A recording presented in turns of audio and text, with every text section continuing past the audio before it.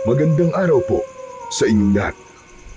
Ang kwento natin sa araw na ito ay tungkol sa Baryo Maligaya. Dating payapa at puno ng kasiyahan, ngunit biglang nayanig ang katahimikan nang bumalik ang isang estrangherong matagal nang kinatatakutan ng mga tao. Yun ay walang iba kundi si Mang Archie. Ang lalaking ito ay may matikas na pangangatawan, halatang malakas at may otoridad ang bawat kilos. Ngunit sa kabila ng magandang katangian nito, meron siyang kapansanan. Bulag ang kanyang isang mata at dahil sa kapansanan ito, naging kaaway siya ng mga taga-baryo. Kaaway na kanilang kinatatakutan kahit ilang taon na ang lumipas. Dahil sa kanyang muling pagpapakita, muling nabuhay ang takot sa puso ng bawat isa. Ngunit bakit nga ba siya labis na kinatatakutan? Ito ay sapagkat hindi nila nakalimutan ang unang pagkakataon na siya ay napadpad sa baryong yun. Noon pagdating niya, naging sunod-sunod ang naging kamalasan ng mga tao. Natatagpo ang patay ang mga alaga nilang hayop na parang sinipsip ang dugo. May ilang kababaryo silang nagkakasakit ng walang dahilan at may mga balita ring sinasaniban ng aswang. Lahat ng ito ikinabit nila sa kanyang pangalan. Kaya't para sa mga taga-baryo, si Mang Archie ay hindi lang basta isang estranghero, kundi isang sumpa. At dahil na rin sa kanyang bulag na mata, naalala nilang muntik na nilang mahuli ang aswang at nasugatan nila ito sa mata. Kaya naman, nang makita nilang may sugat at nabulag ang mata ni Archie, mabilis siyang napagbintangan. Aswang daw ang estranghero, masama, mapanganib at dapat nakatakutan. Pero totoo nga kaya ang bintang nilang yun sa lalaki o biktima lamang ito ng maling panghusga ng mga tao? Sino nga ba talaga si Mang Archie? Kaaway ba siya o siya mismo ang magiging kakampi nila laban sa totoong mga halimaw? Sino ba talaga ang dapat nilang pagkatiwalaan? Tara, samahan niyo po ko sa isa na namang kwento ng kababalaghan. Isang kwento ng pagkakaisa laban sa nilalang na muling nagbabanta. Ito ang kasaysayan ng Baryo Maligaya at ng estranghero na si Mang Archie na kanilang labis na kinatatakutan at kinamumuhian. Ngunit bago ang lahat mga idol, huwag po nating kalimutang mag-subscribe, mag-like at i-hit ang notification bell sa aking YouTube channel na The Voice Addict at Apong Isaak para sa mas marami pang makapigil hininga na kwentong aswang at katatakutan mula sa mundo ng kababalaghan. Umpisahan na po natin ang kwento. Diyos ka! Tignan mo, Benja! Bakit, Nay? Ang estranghero, nagbalik na. Hindi maaari ito. Ay nako, Nay, ang OA nyo naman.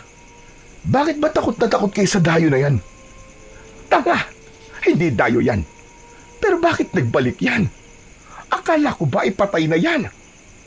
Aba, hindi ko alam, Nay. Ngayon ko lang naman nakita ang taong yan eh. Bakit sa akin kayo nagtatanong? Alam ko. Nasabi ko lang yon at hindi ikaw ang kausap ko. Napakamot sa ulo si Benjo, naguluhan sa mga salita ng kanyang ina. Napansin niyang takot ang kanyang ina. Hoy, ikaw, Benjo, ha? Huwag na huwag kang lalapit dyan. Nako, sinasabi ko talaga sa iyo. Yung lalaking yan, palaging may dalang kamalasan dito. Sumpa yan. Buwisit yan. Ang tagal nang nawala. naisipan na naman bumalik. Ano lang naman bang sumpa ang sinasabi niyo, Nay? Anong kamalasan yan? Sa sino ba yung tao na yan? Bakit parang ilag na ilag ang mga tao sa kanya? Napalingon si Benjo sa paligid. Nakita niya ang ilang tao na nagmamadaling pumasok sa kani-kanilang mga bahay. Ang iba ay napaantanda pa ng krus at tulad ni Aling Marta ay hindi din mapakali. Paanong hindi iilag ang mga tao sa kanya? Aswang ang taong yan. Ano ka nyo, aswang? Ano bang pinagsasasabi nyo, Nay? Nako, ikaw, Nay, ha? Masyado ka nang nagiging chismosa at tanda-tanda nyo na naniniwala pa kayo sa mga ganyan. Kung ano-ano na lang ang ibinibintang nyo sa tao. Kawawa naman. Hoy, hindi lang ito pagbibintang, no? Totoo ang sinasabi ko sa'yo. Aswang talaga ang lalaking yan. Bata ka pa lang noon nang huling mapadpad ang estrangherong yan dito sa lugar natin. Siguro hindi mo na natatandaan. Bakit, Nay? Ano bang ginawa niya? At ganyan ang tingin niyo sa kanya?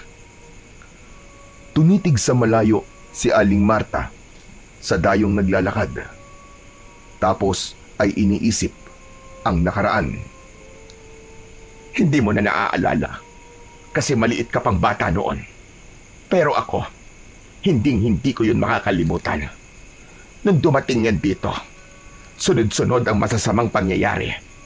Ilang gabi lang, may mga alagang baboy at kambing na natagpo ang patay. May kagat sa leeg, sinipsip ang dugo, wakwak ang tiyan at wala nang lamang loob. Tapos, may mga tao ring bigla na lamang nagkasakit. Walang dahilan, walang lunas. At palagi siyang nakikitang nasa paligid bago mangyari ang mga yon. Baka naman tsamba lang, Nay. Nagkataon. Hindi lahat ng kakaibang nangyayari ibig sabihin may aswang kagad. Kawawa naman yung tao kung siya agad ang pagbibintangan.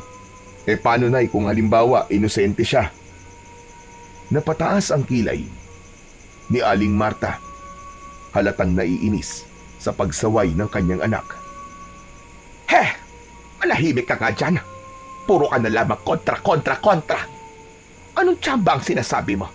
Sige na, sabihin mo, kung tsamba bang makita siya ng mga tao na palakad-lakad sa bukirin at kakahuyan tuwing 10 oras ng gabi? Sige nga.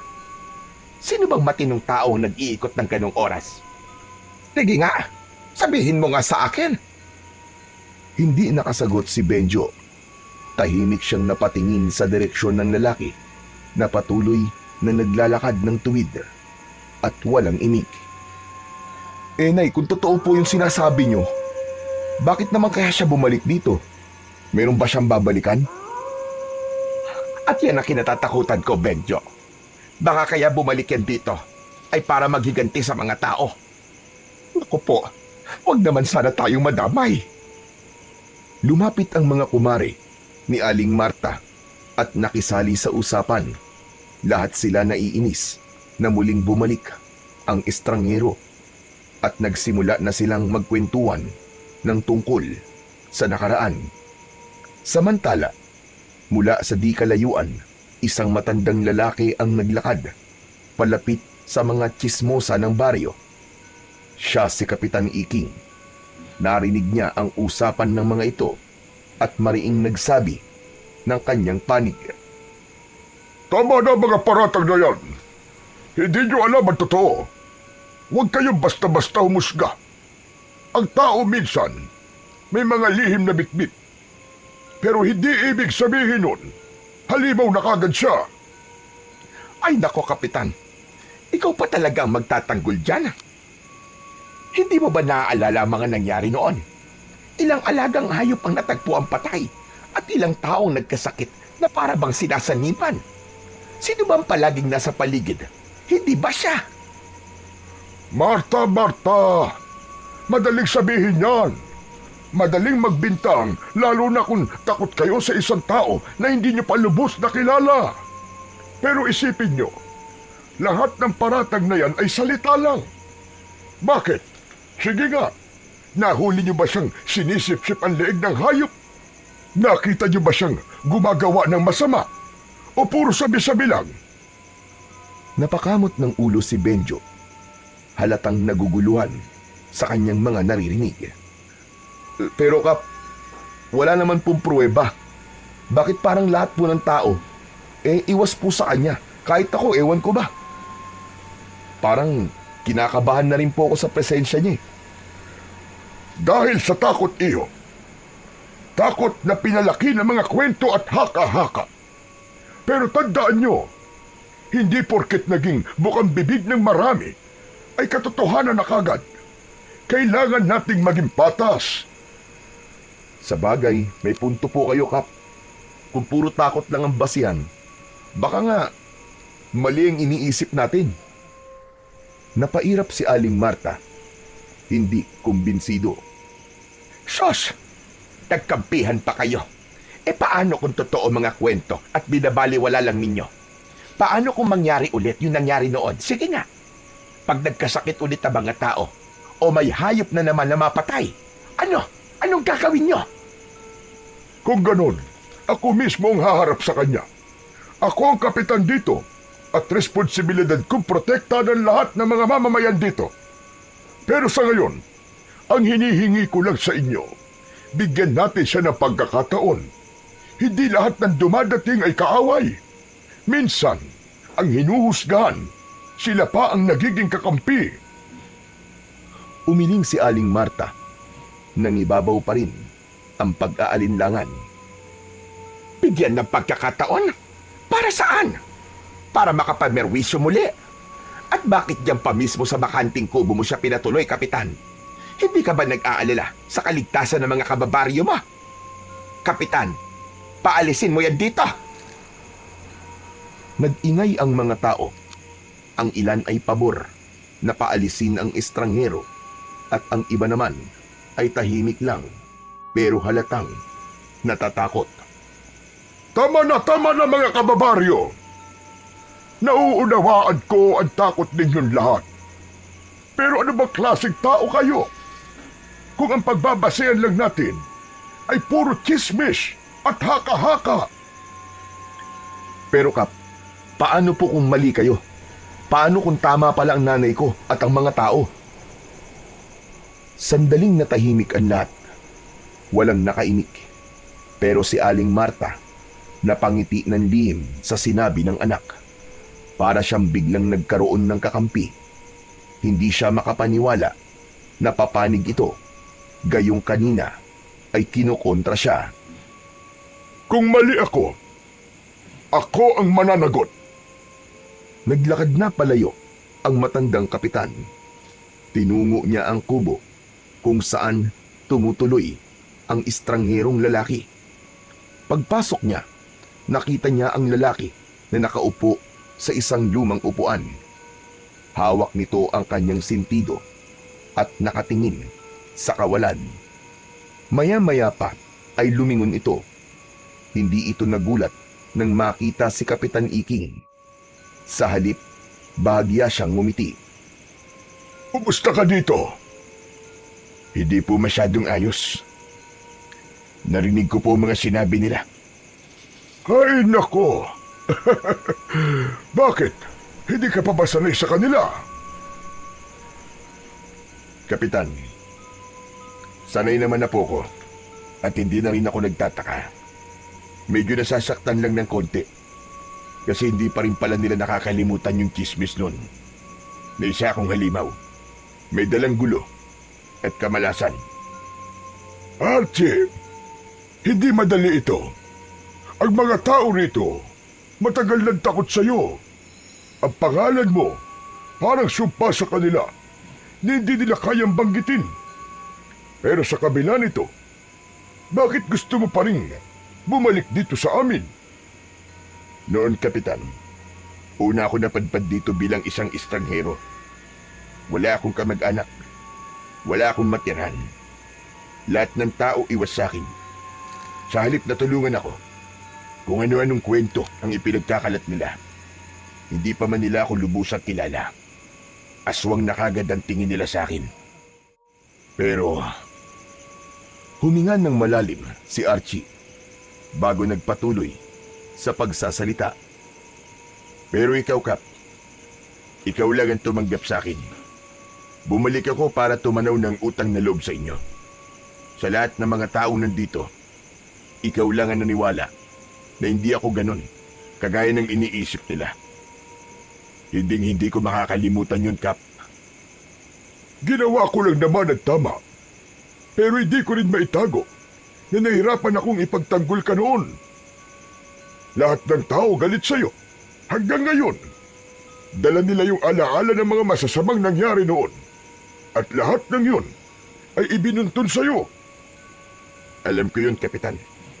At tanggap ko na hindi ko na mababago ang isip nila tungkol sa akin. Kahit ipaliwanag ko na ako'y hindi aswang. Hindi sila maniniwala. Pero bakit hindi mo subukan? Linisin mo ang pangalan mo sa kanila. Hindi ako bumalik dito para linisin ang pangalan ko, Kap. Bumalik ako dito dahil may banta. At ayokong hayaan na masira ang baryong ito sa kamay ng mga tunay na halimaw. Tunay na halimaw? Ano bang ibig mo sabihin? Tama kayo ng narinig, Kap. Kaya ako bumalik ay dahil may nalaman ako na dito sasalakay ang mga aswang. Ano ka mo? May banta po ng aswang dito sa baryo nyo, Kap. Naku, Sus Mariosep, kung totoo sinasabi mo, malaki itong pasanin para sa lahat. Pero paano natin mapapaniwala ang mga tao kung ganyan ang reputasyon mo? Abay sa paningin nila, ikaw ay isang aswang. Sanay na ako, Kap. Buong buhay ko, iniiwasan ako ng mga tao dahil sa itsura ko. Kinukutsa ako at pinagbibintangan ng kung ano-ano. Pero wala akong pakialam kung anong isipin nila sa akin. Ang mahalaga sa akin, mapangalagaan ko itong baryo mo bilang pagtanaw ng utang na loob ko sa inyo, Kapitan. Salamat naman kung ganun. Handa ka magsakripisyo para sa baryo na to, para sa katahimikan. Pero may tanong lang ako. Ano ka ba talaga, Archie? Ano ang pagkatao mo? Tumayo ang estrangherong si Archie. Inilapag niya ang bag sa mesang maliit at saka marahang binuksan. Inilabas niya ang mga nakatagong mga matutulis na patalim, mga lubid at ilang gamit na hindi karaniwan. Tinignan niya si Kapitan ng diretso. Hindi ako aswang, Kapitan. Kundi, isa akong maninugis ng mga halimaw na kinatatakutan nila. Kaya ako madalas na nasa bukid o kaya nasa kakahuyan dahil doon naglalagi ang mga nilalang na yon. Halos hindi ako matulog para lang magbantay sa gabi, para masiguro na walang mabibiktimang mga tao. Ganun ba? Grabe pala ang sakripisyo mo, iyo. Hindi ko akalaing yun ang ginagawa mo, kahit na binabatikos ka ng lahat. Kaya nga po kung tutusin, marami sa kanila ang utang ang buhay sa akin. Pero kahit kailan, ay hindi ko yun ipinagmalaki o naningil man lang sa kanila. Nanahimik ako. At nang matapos ang problema dito nun, umalis ako. At ngayon bumalik ako. Dahil may nakapagsabi sa akin na bumalik na nga sa baryo ang mga aswang. Kung ganun, hindi pa natatapos ang laban. Hindi, Kap. At baka nga, ngayon pa mas mapanganib. Kung ganun, paano kita matutulungan? Tulungan mo lang ako na hindi ako pakialaman ng mga tao dito. Ayos lang na pag-isipan nila ako ng masama. Basta't wag lang nila akong guguluhin. Mukhang mahihirapan tayo dun, ha? Hindi madali ang gusto mo. Alam mo naman ang mga tao dito. Nako, pag nagkaroon ng chismis o isang insidente na may kinalaman sa mga aswang, tiyak na ikaw na naman ang pagbibintangan. Abay baka pati ako pag-isipan pa rin nila ng masama at sabihin, kumakampi ako sa isang aswang. Hindi ko po hinihingi na ipagtanggol niyo ako, Kap. Ang hinihingi ko lang ay katahimikan. Hayaan niyo lang po sila magsalita na magsalita ng kung ano-ano tungkol sa akin. Ayos lang ho yun. Dahil kapag dumating ang oras na sumalakay ang mga tunay na halimaw, Doon nila makikita kung sino talaga ako. Bakit hihintayin mo pa yun? Pwede na ba natin sabihin na sa kanila ang totoo, hindi ba? Baka pwede pa silang makatulong kung sakali. Hindi, Kap. Hindi ko pwedeng sabihin sa kanila ang totoo. Kapag ginawa ko yun, baka lalo lang silang matakot. At kung matakot sila, mas mabilis silang magiging biktima. Pero Archie, kaya mo ba ito ng mag-isa? Oo, Kap. Sanay na ako mag-isa. Matagal na. At alam ko kung paano sila kalabanin. Ang mga tao dito, hindi sila handa sa panganib. At kahit ituro ko pa ang lahat ng alam ko sa kanila, baka hindi nila kayanin. Mas mabuti pang ako na lang ang humarap at makipaglaban. Sandaling natahimik si Kapitan Iking. Kita sa kanyang muka ang pag-aalala, pero nandoon din ang respeto sa desisyon ni Archie. O sige, kung ayaw mong ipaalam sa mga tao ito, hayaan mong tulungan kita, Archie. Kung totoo ang banta, lalaban tayo. Salamat, Kap. Pero hindi ko inihingi na ipagsapalaran mo ang sarili mo para sa laban na to. Isa pa, ikaw ang pinuno dito. Kapag ikaw ang nadamay, mas malaking gulong mangyayari. Hindi maaari. Baryo ko ito, kaya kailangan meron din akong gawin. Kailangan mapanatili ko itong ligtas dahil responsibilidad ko ang kaligtasan ng lahat ng taong nakatira dito. Kaya hayaan mo na ako na makatulong. Mas mabuti na sumama ako sa'yo para may kasama kang lalaban. Pero malulupit masyado ang mga aswang, Kap. Papatulan ho kayo ng mga yon. Kahit matanda na kayo. Wala silang patawad. Lahat sasaktan nila. Bata, babae, kahit pa matatanda. Alam ko yon. At dahil doon, mas lalo ko naninindigan na hindi ka dapat na mag-isa. Hayaan mong gawin ko ang aking trabaho, ang ipagtanggol ang mga tao na nakatira dito. Kaya ko pa. Maniwala ka sa akin. Matigas din pala ang ulo nyo, Kap. Pareho lang tayo, Archie. Teka, may hapunan ka ba mamaya? Wala pa po. Pero mamaya ipupunta na lang po muna ako sa turo-turo para doon kumain. Aba, wag na. Kaya ko lang naman itinanong ay dahil balak ko talagang magpaluto ng tinolang native na manok mamayang hapunan. Huwag ka nang pumunta sa turo-turo. Dadala na lang kita dito na makakain mo. Naku nakakahiya naman ho, Kapitan. Libre nyo na nga akong patitiran dito sa kubo nyo eh. Ililibre nyo pa ho ko ng pagkain. Ay naku, wag mong intindihin yun. Espesyal ka sa bisita, Archie. Ikaw ang aming bayani dito sa baryo. Kaya dapat lang nabusugin kita. Kung ganun ho ngayon palang nagpapasalamat na ho ko. Wala yun. Siya nga pala mamaya. Pagkatapos ng hapunan, baka gusto mong samahan ako. May lambanog ako sa bahay. Dadaling ko dito mamaya. Kumbaga, pampainit lang ng katawan bago matulog.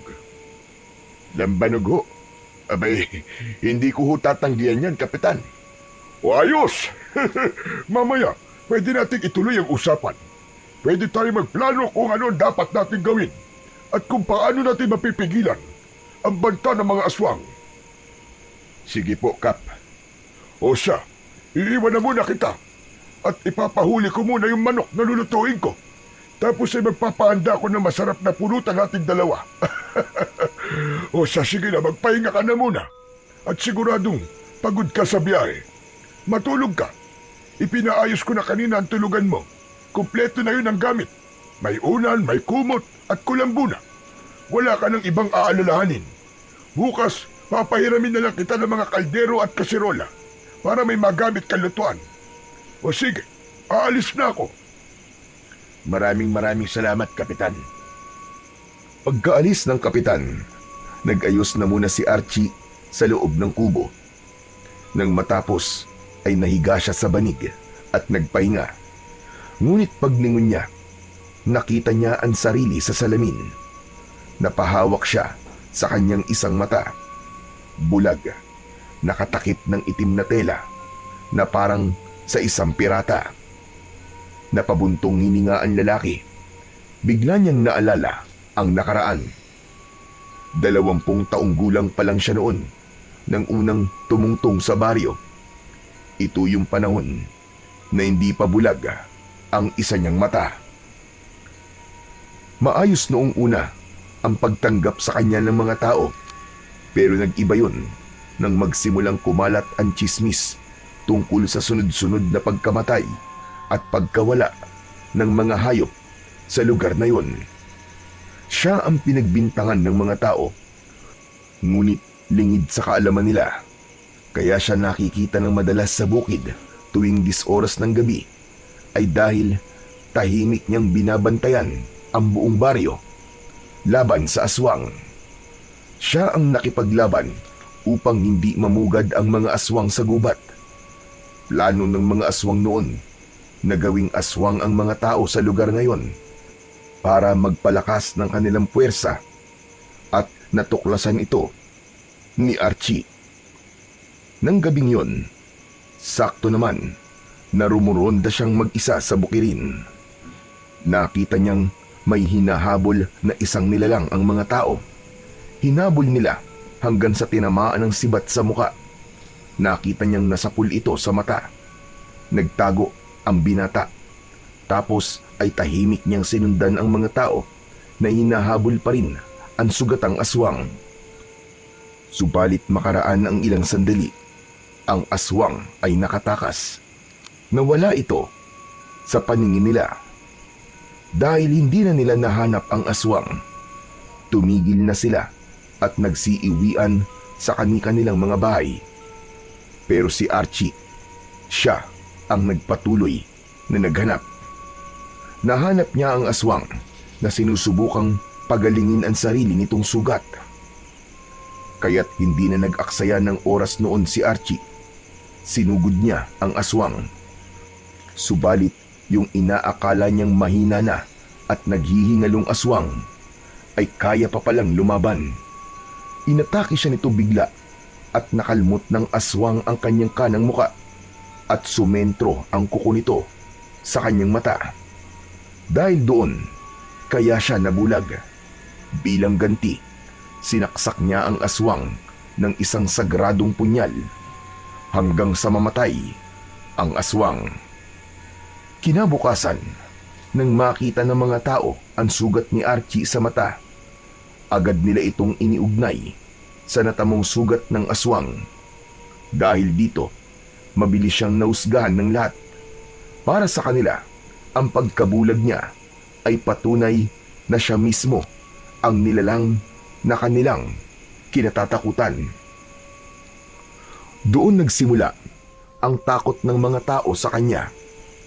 Hindi dahil sa may napatunayang may kasalanan siya, kundi dahil sa sugat na iniwan ng laban na yon. Hanggang ngayon, dala-dala niya ang bigat ng maling akala. Si Archie ay hindi isang halimaw, kundi mula siya sa pamilya ng mga antingero. Bata pa lamang siya nang masaksihan ang pinakamadilim na gabi ng kanyang buhay, ang gabing pinaslang ng mga aswang ang kanyang ama at mga kapatid. Bagamat may anting-anting ang kanyang ama noon, hindi nito nakayanang ipagtanggol ang sarili, lalo pa at ginamit ng mga aswang ang mga anak bilang panangga laban sa kanyang kapangyarihan. Isa-isang pinaslang ang kanyang mga kapatid, at dahil sa matinding konsensya at panghihinayang, nawalan ng lakas ng loob ang kanilang ama. Pinili nitong mamatay kaysa mabuhay na dala ang bigat ng pagkatalo at ang katotohanang hindi niya naipagtanggol ang sariling mga anak. Si Archie lang ang nakaligtas. Galing siya noon sa gala at habang papalapit sa kanilang bahay, nakita niya mismo ang maraming aswang na nagmamadaling lumabas at mabilis na naglaho sa dilim. Doon niya nadatnan ang karumal-dumal na sinapit ng kanyang buong pamilya. Mula noon, isinumpa ni Archie na ilalaan niya ang buong buhay sa pagpuksa sa mga aswang. Ilang sandali pa ay dumating na si Kapitan. May bitbit itong ilang baunan at isang galon ng lambanog. Agad niya itong ipinasok sa loob ng kubo. Halika na, Archie. Kumain na tayo. Siguradong masarap itong tinola.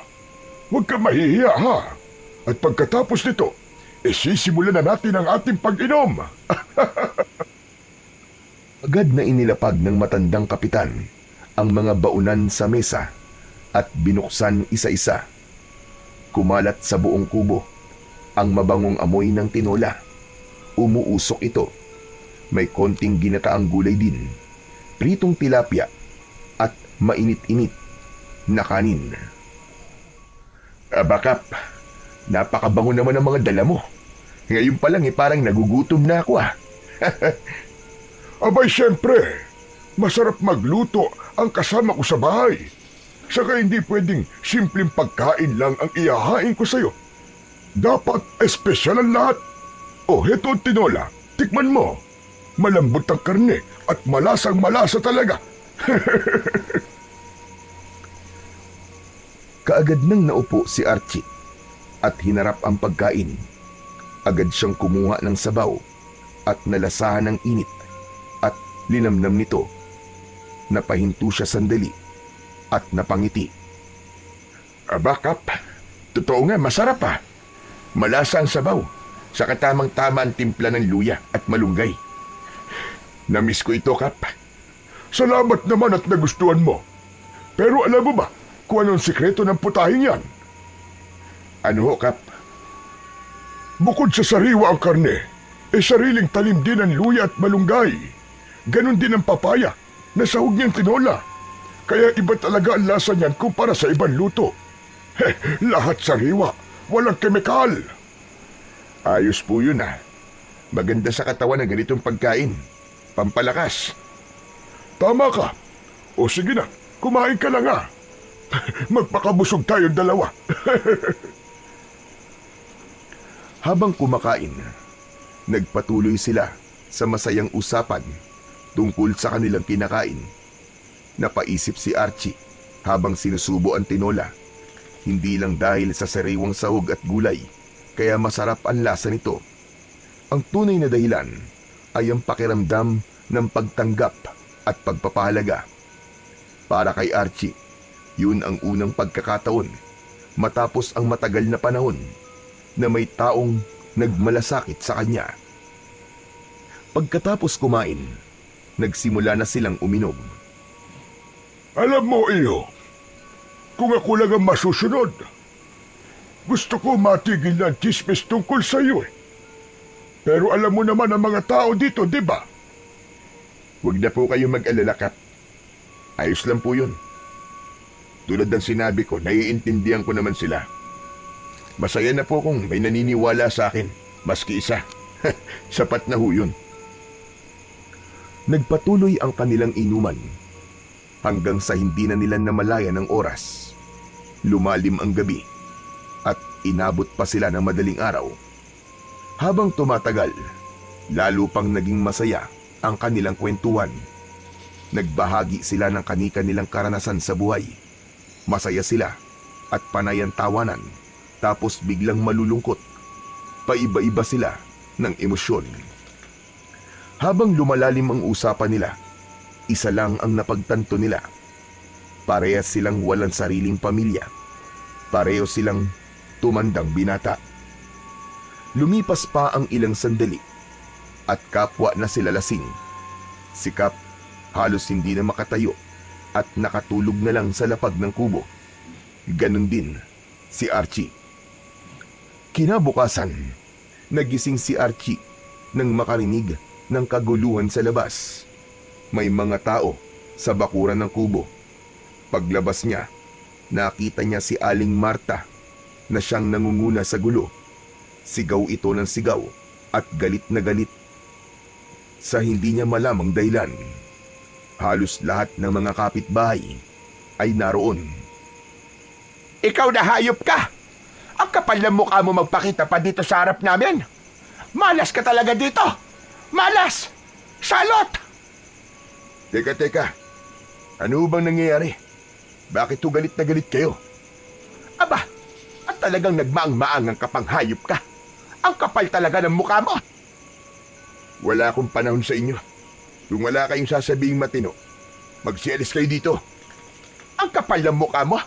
Matapos mong patayin ng mga alaga kong baboy, ipagtatabuyan mo kami. Alam mo bang 2 araw na lang ay maaari ng mga nakamanga baboy ko? Ilang buwan kong inalagaan tapos papatayin mo lang. Wala kang awa, animal ka.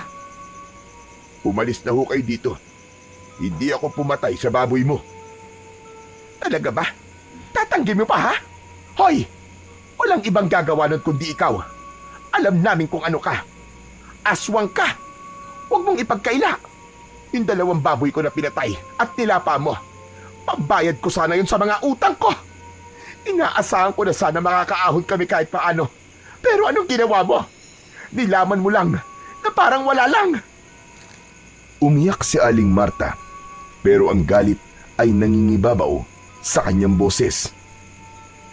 Hindi ka ba tinatablan ng konsensya mo? Kung gutom ka, pwede ka naman mag-alaga ng sarili mong hayop. Pwede kang kumain hanggang magsawa ka. Wala kaming pakialam. Pero bakit pati pag-aari ng iba, pinakikialaman mo? Wala kang awa, hayop ka. Hayop na walang puso. Demonyo ka. Salot! Hindi ko alam kung anong sinasabi mo. Umalis kayong lahat dito. Lumapit si Aling Marta kay Archie at hindi nagpatalo sa titigan. Matatalim ang kanyang mga mata, puno ng galit at paninisi. Ikaw na salot ka. Hindi ka na dapat pabumalik dito. Simula nang tumungtong ka sa baryong ito, ikaw nang dahilan kung bakit takot ang mga tao sa tuwing sasapit ang dilim. Hindi makatulog ang mga bata dahil sa alulong ng mga aso at ingay ng mga hayop sa paligid. Pati kabuhayan namin pinapatay mo. Wala kang silbi dito. Isa ka lang walang kwentang estranghero na nagpapanggap. Kaya umalis ka na habang maaga pa. Dahil kung hindi, kami mismo maniningil sa lahat ng gulo at malas na dala mo. Tama na. Sobra ka na. Wala akong ginagawang masama sa inyo. Kung may namatay mang hayop sa bakuran mo, hindi ako may gawa nun. Napabuntong hininga ang lalaki. Pinipigilan niya ang sarili na magalit. Manahimik ka na. Wala akong kasalanan. Malinis ang konsensya ko. Manahimik ka. Nagmamalinis ka pang aswang ka. Salot! Aswang! Umalis ka dito. Umalis ka sa baryo namin. Maya-maya pa, habang umiinit lalo ang tensyon, biglang dumating ang binatang si Benjo at naabutan ang kanyang ina na gumagawa ng eksena sa harap ng kubo ng estranghero. Agad niyang hinawakan ng ina at marahang hinila papalayo. Nay, tama na yan, Nay. Nakakayang ginagawa niyo, tara na po. Umuwi na tayo. Huwag kayong gumawa ng gulo dito. Ano ka ba? Kakampihan mo tong estranghero na to kaysa sa sarili mong ina. Anak naman, kinain niya ang 2 baboy natin. Tama na, Nay. Huwag kayong magsalita ng ganyan. Wala ho kayong patunay na siyang may gawa nun. Hindi niyo naman nakita eh. Walang nakakita. Benjo, huwag kang makialam dito, ha? Pero, Nay, pabayaan mo ko. Hindi ko uurungan ng aswang na yan. Malas yan, salot! Lumayas ka ditong salot. Demonyo ka! Walang may gusto na nandito ka! Dahil sa sunod-sunod na masasakit na salitang narinig, ay napilitan na si Archie na ipagtanggol ang kanyang sarili. Makinig kayo. Wala akong kinalaman sa mga ibinibintang nyo. Ang inulam ko kagabi, tinola, at hindi baboy. At saka nag-inuman kami ni Kapitan kagabi. Kaya imposibleng ako kumain ng baboy mo. Eh sino? Sige nga. Sino? Sabihin mo sa akin kung sino. Hindi ko alam. Pero kung sakali mang aswang ako, hindi ako dito mambibiktima. Lalo na't alam ko na na pinagbibintangan niyo ako. Tanga lang ang gagawa nun. Tama ba ako o mali? Natahimik ng sandali si Aling Marta. Ganon din ang mga tao na nagsimulang magtinginan sa isa't isa. Magaling ka lang magpalusot. Pero tong sinasabi namin sa'yo. Humanda ka kapag may nangyari pang ganito. Dahil kung hindi, mapipilitan kaming gumawa ng anumang paraan para mapalayas ka na dito ng tuluyan. Nay, ano ba? Tama na sabi. Huwag niyo nang palalain ang sitwasyon. Hindi na maganda yung mga sinasabi niyo eh. Abang nagtatalo pa ang mag-ina, tumalikod na si Mang Archie at papasok na sana sa loob ng kanyang kubo. Ngunit bigla siyang natigilan nang maramdaman niya ang malakas na pagtama ng bato sa kanyang likod. Napahinto siya at marahang hinaplos ang bahagi kung saan tumama ang bato. Dahan-dahan siyang lumingon. Tinignan niya ng masama ang mga tao. Tatalikod ka talaga! Hoy! Kahit ikaw pa ang pinakamabangis na aswag dito, hindi kita uurungan. Hindi ako natatakot sa iyo. Gusto mo maglaban tayo ngayon eh. Ipakita mo ang tunay mong anyo. Muling napako ang mata ng lahat kay Mang Archie. Hinintay kung ano ang gagawin niya, kung siya ba ay lalaban o magpapasensya. Habang patuloy na nag-iingay ang mga tao sa labas ng kubo, lumabas mula sa loob si Kapitan Iking. Hawak nito ang ulo na mabigat dahil sa labis na kalasingan kagabi. Ano na naman ba ito? Anong kaguluhan to? Kaya aga-aga nag-iingay kayo. Ayan, Kapitan. Namatay ang 2 baboy ko kagabi. Manganganak na ang mga yun eh. Sayang na sayang. Ayaw niyo naman kasing maniwala sa akin eh. Aswang ang lalaking yan at sigurado ako na siya na naman ang may kagagawan nun. Nako, kayo talaga. Bakit ba ang hilig niyo sa mga ganyan? Palagi na lamang kayong nagbibintang kahit wala naman kayong ebidensya. Paano niyong masasabi na si Archie ang may kagagawan nun? Magkasama kaming 2 kagabi hanggang ngayong umaga. Napasobra nga ang inom namin eh. Ano? Magkasama kayo na magdamag? Oo, medyo napasarap ang kwentuhan namin. Kaya inabot kami ng halos madaling araw. Kaya imposible na siyang may gawa ng sinabi niyo. Kung may nangyari mang masama sa mga baboy mo, hindi siya ang may kagagawan nun. Hindi siya ang may kasalanan.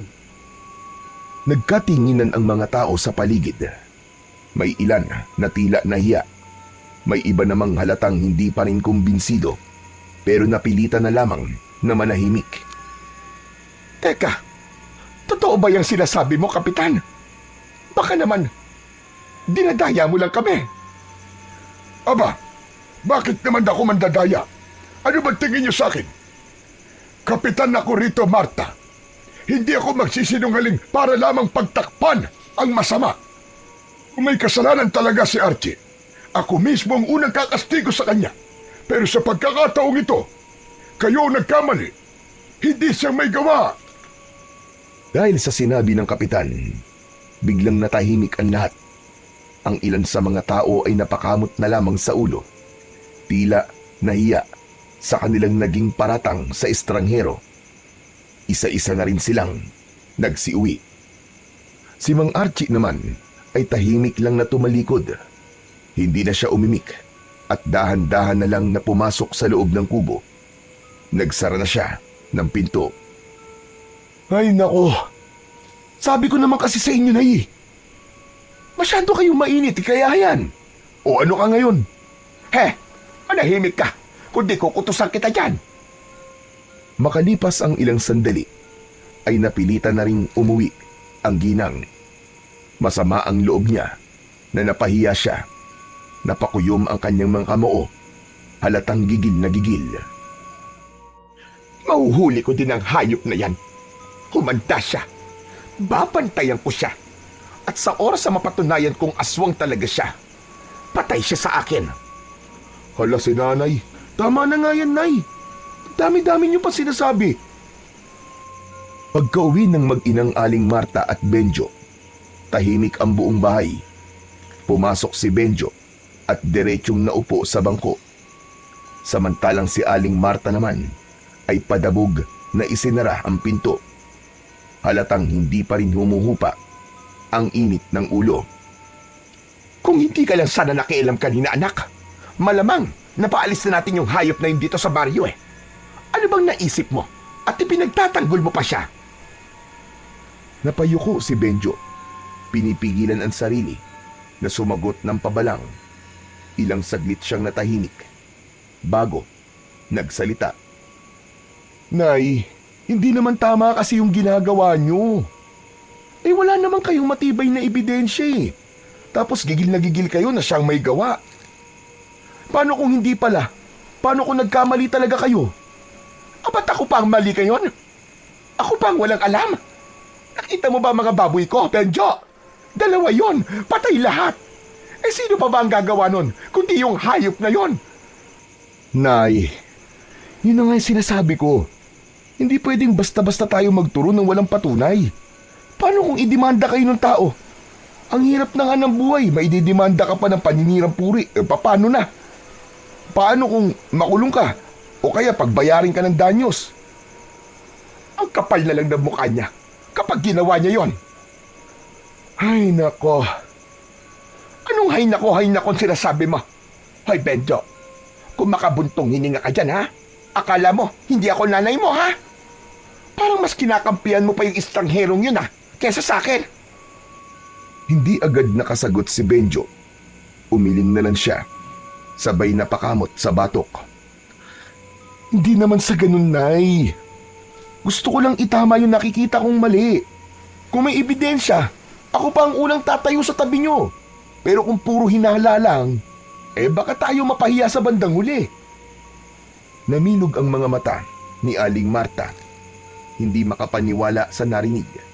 Maya-maya pa, namuo ang luha sa kanyang mga mata.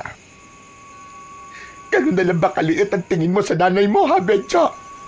Na parang bang wala akong alam. Na parang wala akong kwenta. Na ako pa ngayon yung nagsisinungaling. Ganun pa. Nataranta si Benjo. Tumayo siya at lumapit sa kanyang ina. Nay, hindi ko naman po sinasabi na wala po kayong alam.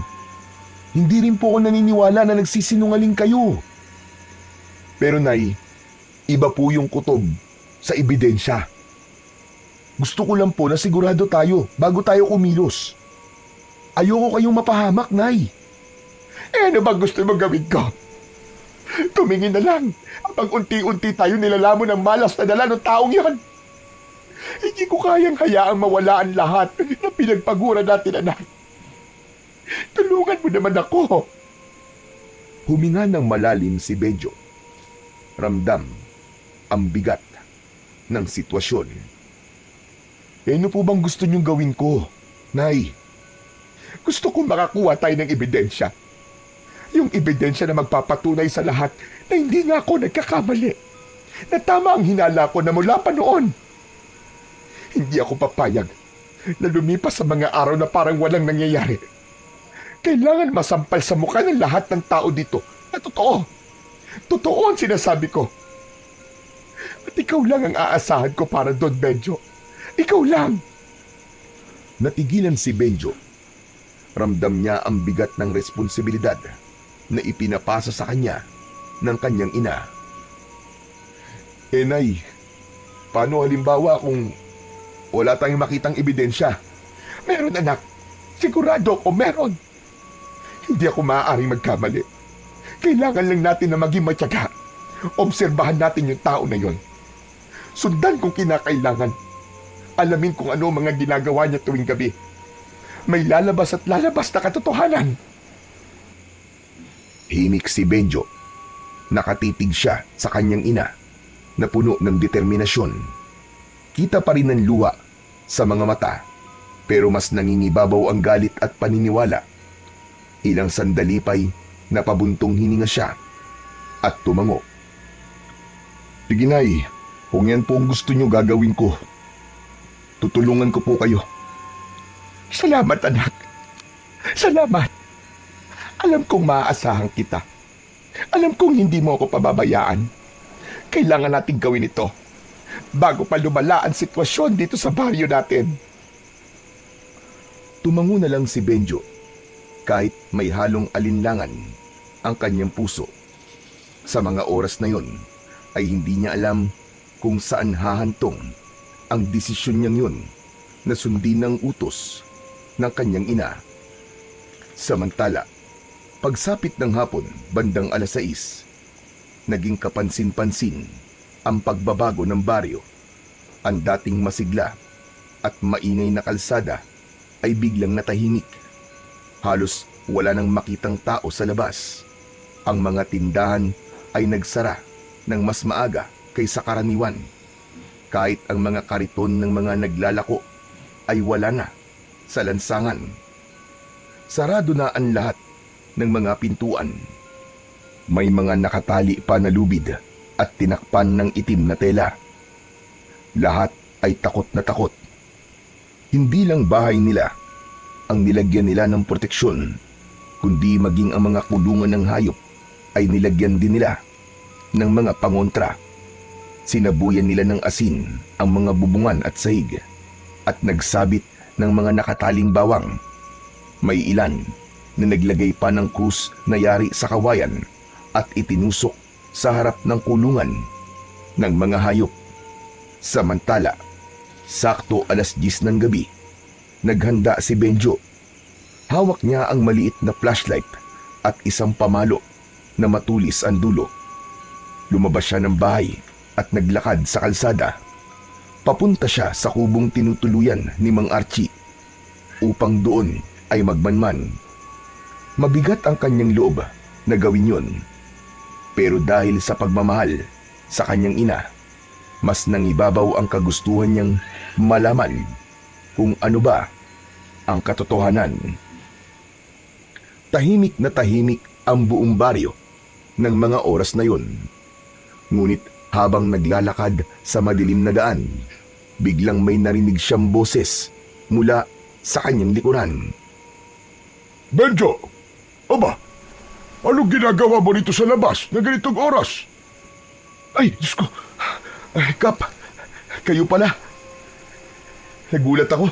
Akala ko kung sino na eh. Pasensya ka na. Ako man nagulat nang makita kita na naglalakad dito. Saan ka ba patungo niyan? Naglalakad-lakad lang ho. Naglalakad-lakad? Abay bakit?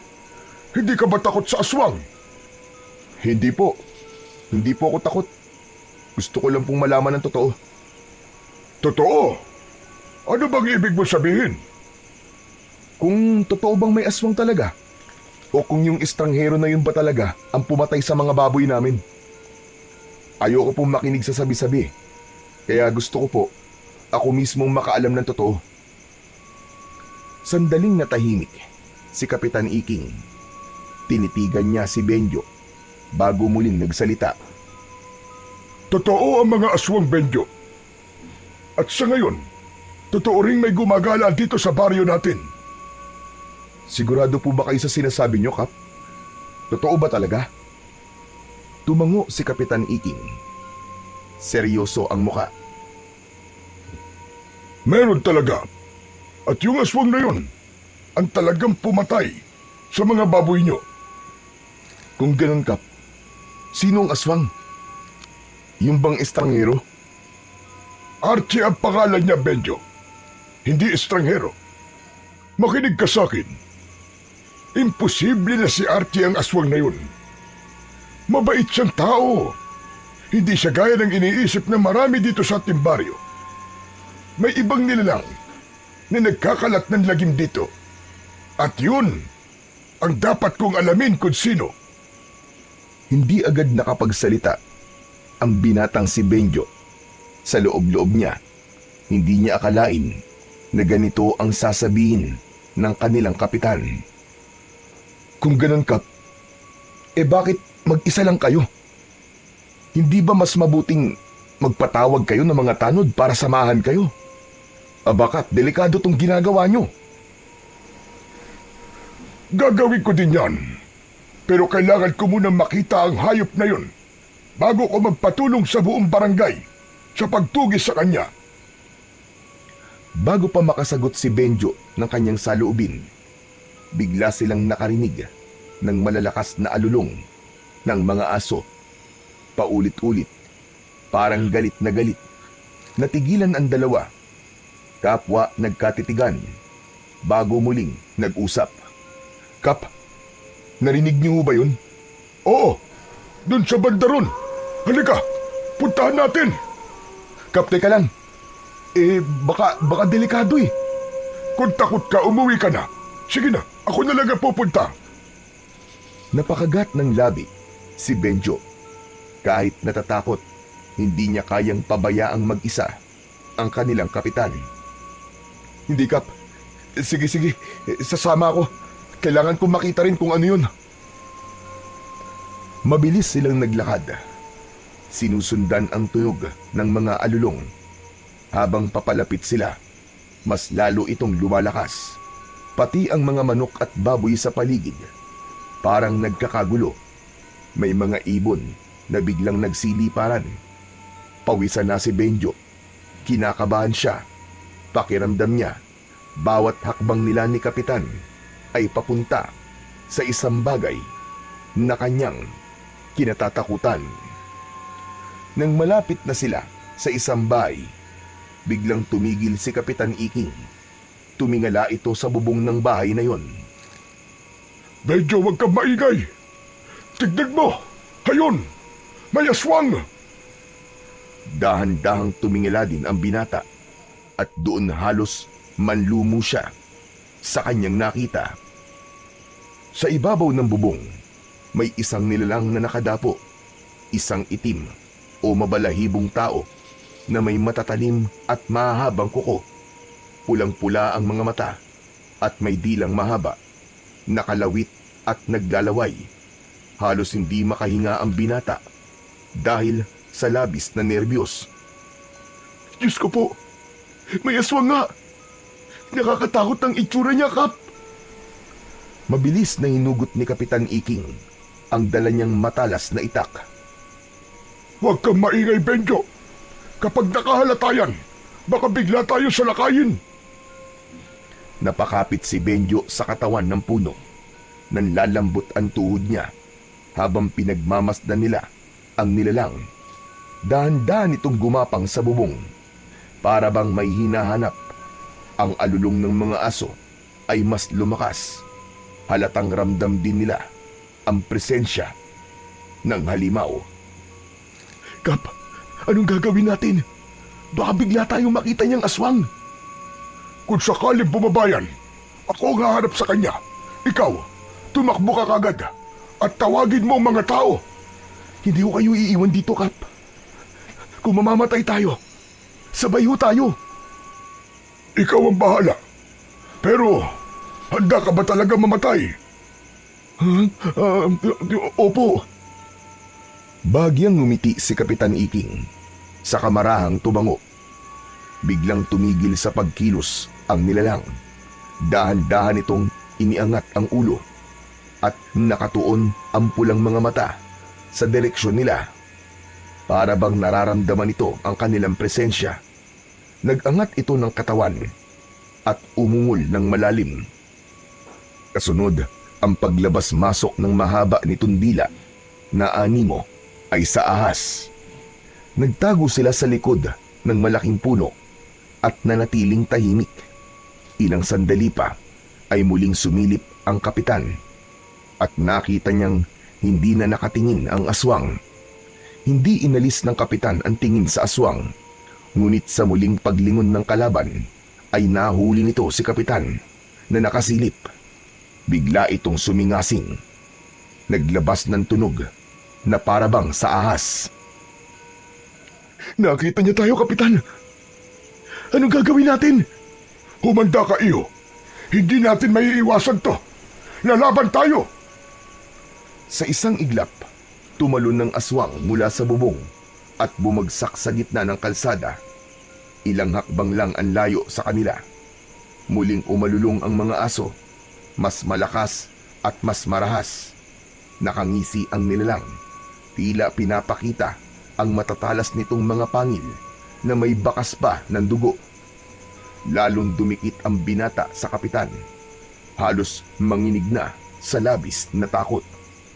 Ngunit matapang si Kapitan Iking. Sa tindig nito ay hindi niya uurungan ang kalaban. Handa siyang makipagsabayan at makipaglaban dito. Walang hiya ka! Ginulo mo ang baryo kong hayop ka! Humanda ka! Hindi kita mapapatawad! Tatapusin na kita ngayon! Ngumisi lang ang aswang. Tapos ay bigla itong nagbago ng anyo. Naging isang mabangis na itim na aso at hindi nila inaasahan ang sunod nitong ginawa. Tumakbo ito palayo sa kanila. Tinungo ang madilim na kakahuyan ng mabilis. Kap! Tumakas siya! Oo, pero babalik ang hayop na yun. Hindi yan titigil hanggat hindi siya nakakapambiktima. Naglakad ang kapitan papunta sa bahay kung saan nakadapo kanina ang aswang. Pumatok siya ng mariin sa pinto at ilang sandali ay may sumilip na tao. Dali-dali niyang inalam ang kalagayan ng pamilyang naroon. Nakahinga siya ng maluwag nang malamang ligtas naman ang lahat. Nag-alala siya ng gusto dahil alam niyang may bagong panganak na sanggol sa bahay na yun. At alam niyang yun ang dahilan kung bakit nakadapo ang aswang sa bubong ng bahay. Punterya nito ang inosenteng sanggol. Matapos masiguro ang kaligtasan ng pamilya, mabilis na nagdesisyon si Kapitan Iking. Hindi siya maaaring maghintay pa.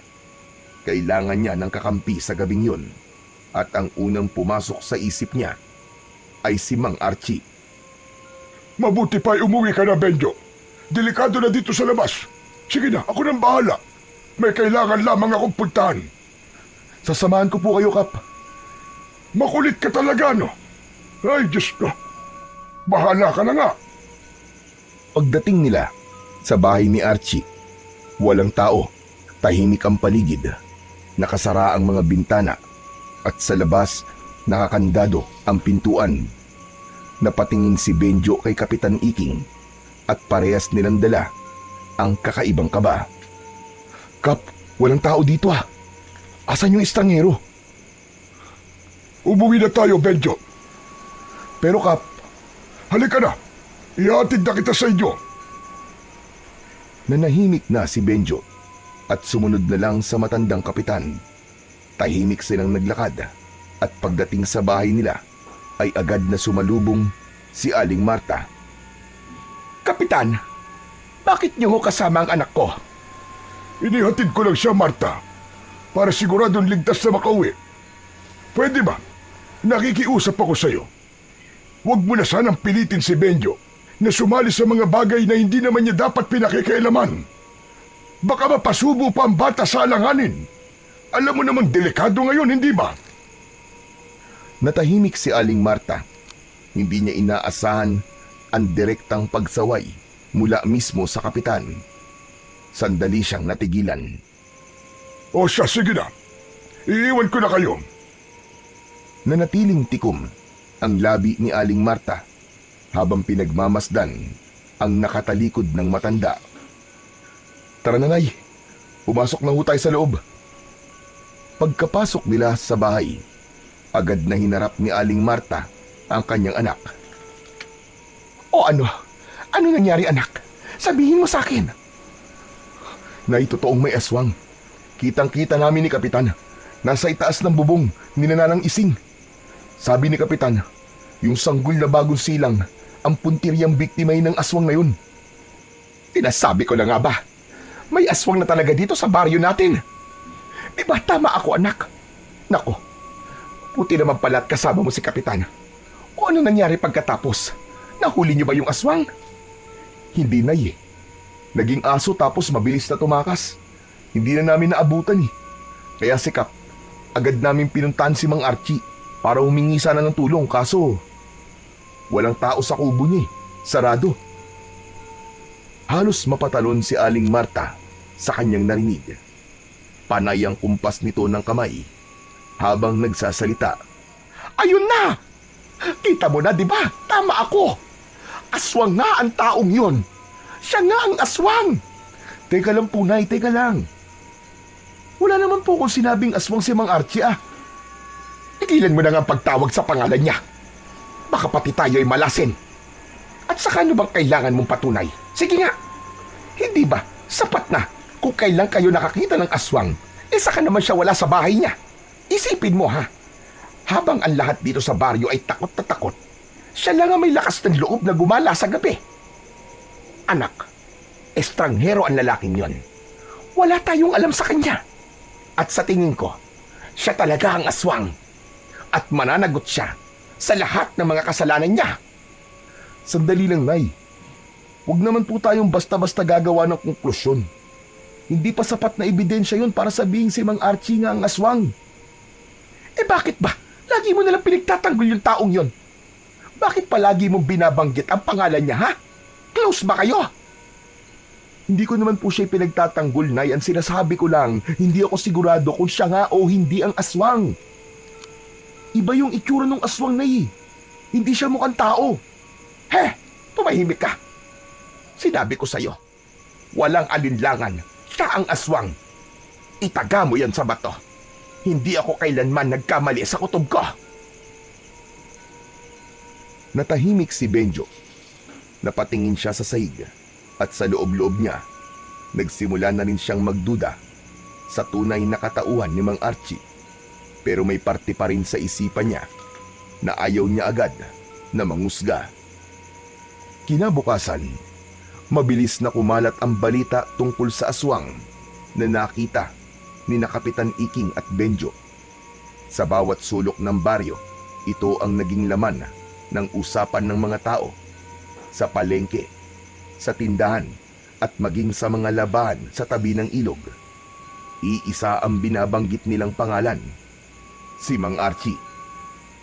Lalong lumakas ang hinala ng mga tao na siya ang may kagagawan ng lahat ng kaguluhan. Ang dating nakikiusyoso lang, ngayon ay hayagan ng nagsasalita laban sa kanya. Marami ang nagsimulang mag-udyok na dapat na siyang mapalayas bago pa man lumala ang sitwasyon. Hindi nagtagal, nagpatawag ng pagpupulong si Kapitan Iking sa plaza. Mabilis na dumagsa ang mga taga-baryo. Naging mainit agad ang diskusyon at hayagan nilang ipinakiusap sa kapitan na kailangan ng paalisin si Archie sa kanilang lugar. Ngunit sa gitna ng matinding diskusyon, tumayo si Kapitan Iking at mahigpit na tumutol sa kagustuhan ng nakararami. Hindi siya pumayag na basta na lamang paalisin si Archie dahil alam niyang wala talagang kasalanan ang lalaki. Dahil dito, nagkaroon ng mainit na pagtatalo sa pagitan ng kapitan at ng mga tao. Maski kay kapitan ay galit na rin ang iba. Ngunit sa kabila ng matibay na paninindigan ni Kapitan Iking, hindi pa rin natigil ang bulong-bulungan at galit ng mga tao. Ipinaliwanag niya na ang tunay na dahilan kung bakit siya nagpatawag ng pagpupulong ay hindi upang pag-usapan ang pagpapaalis kay Mang Archie, kundi para humingi ng tulong at kooperasyon ng lahat. Gusto niyang magtatag ng mahigpit na pagbabantay sa gabi, mag-ikot sa paligid ng baryo at magsagawa ng ronda upang masiguro ang kaligtasan ng bawat isa. Sandali nga. Bakit kailangan pang magsagawa ng ganyan, Kapitan? Alam naman natin kung sino na ang aswang. Bakit hindi na lang palayasin? Sumang-ayon ang nakararami at dahil doon, kinontra nila ang solusyon na sinabi ng kanilang kapitan. Sa puntong yun, ramdam ni Kapitan Iking na tila nag-iisa na lamang siya sa kanyang paninindigan. Kahit papaulit-ulit niyang iginiit na siya mismo ang mananagot kung mapatunayan ang mga hinala laban kay Mang Archie. Ngunit nanatiling sarado ang isip ng nakararami. Ang takot at galit ang nangibabaw sa kanila at hindi na pinakinggan ang kanyang paliwanag. Natapos ang pagpupulong na walang napagkasunduan. Umalis ang mga tao sa plaza na galit habang si Kapitan naman ay nag-aalala sa maaaring kahihinatnan ng sitwasyon, lalo na kay Mang Archie na itinuring ng kaaway ng buong baryo. Samantala si Benjo ay hindi mapalagay. Sa isip niya, kailangan niyang malaman ang katotohanan. Gusto niyang patunayan kung totoo bang may kinalaman si Mang Archie sa mga aswang o kung napagbibintangan lamang ito. Kaya isang gabi, muli siyang nagmasid sa bahay ng lalaki. Tahimik siyang nagtago sa may likuran ng mga puno habang pinagmamasdan ang bawat kilos ni Mang Archie. Hindi nagtagal, may narinig siyang kakaibang iyak ng hayop mula sa gubat. Natigilan si Benjo. Nakita niyang biglang tumayo si Mang Archie at may kinuha itong punyal na nakasiksik sa dingding ng kubo. At saka inilabas mula sa kanyang leg ang isang kwintas na may malaking medalyon. Kumislap ang medalyon sa ilalim ng sinag ng buwan.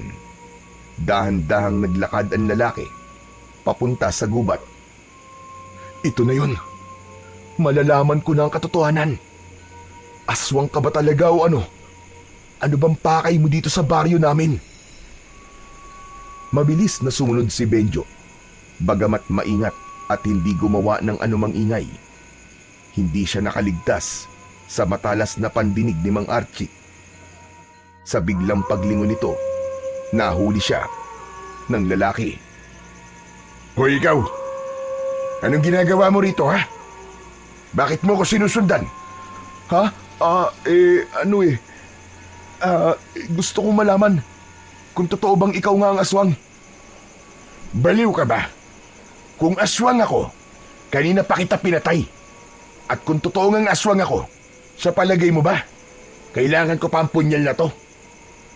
Sige na, umuwi ka na. Delikado rito sa gubat. Baka makasagabal ka lang sa misyon ko. Misyon? Anong misyon? Sabihin mo nga sa akin. Huhulihin ko at papatayin ng aswang na nagkalat dito sa baryo nyo. Ano? Mga aswang? Anong ibig mo sabihin? Hindi lang isa. Hindi lang dalawang aswang na narito. Isang grupo sila. Mga halimaw na dapat mapuksa bago pa sila makapatay ng tao.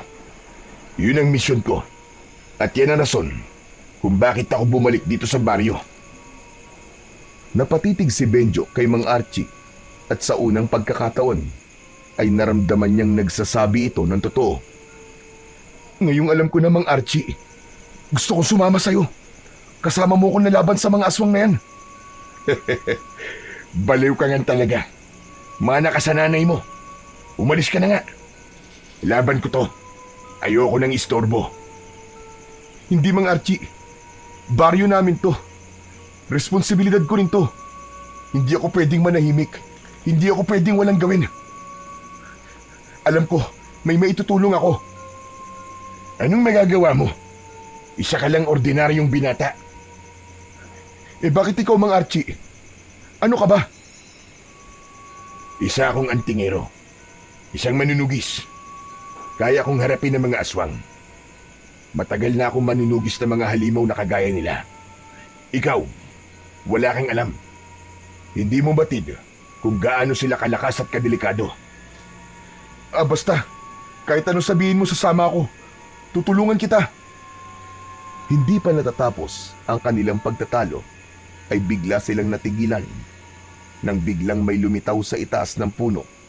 Isang nilalang na may malaking pakpak na para bang sa paniki. Mapupula ang mga mata nito at may buhok na magulo. May mahaba rin itong mga kuko. Diyos ko! Aswang! Mabilis na kumilos si Mang Archie. Hinugot niya ang kanyang mahiwagang punyal mula sa kanyang bewang at mahigpit na hinawakan yun. Pagkatapos ay itinapat niya ang talim sa medalyon na nakasabit sa kanyang leeg. Pumikit siya at umusal ng mabilisang orasyon. Sa mismong sandaling yun, biglang kumislap ang medalyon. Hindi isang ordinaryong liwanag ang lumabas, para itong isang matalim na sinag. Dumaloy ang sinag papunta sa talim ng punyal at mula roon ay tumama ito ng diretso sa nilalang na nakadapo sa puno.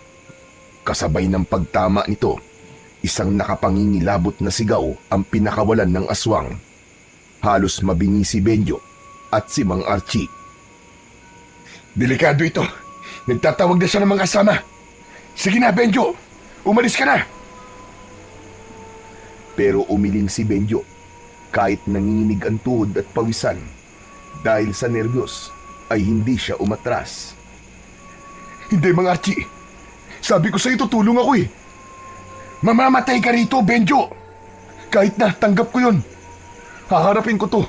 Kesa naman sa habang buhay ako nabubuhay sa takot. Lumipad ng mabilis ang nilalang. Pababa, diretsong sumugod kay Archie. Sa lakas ng hampas ng pakpak nito, napayuko silang pareho. Umalis ka na! Hindi mo to laban! Sige na! Pero tumakbo si Benjo at dinampot ang isang matulis na kahoy sa lupa. Kahit takot na takot, itinutok niya ito sa nilalang na lumilipad.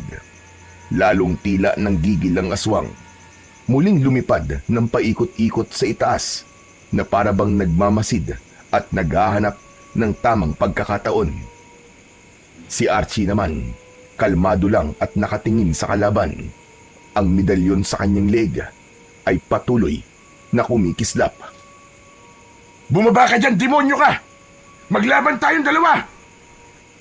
Muling nagpakawala ng nakakabinging sigaw ang aswang.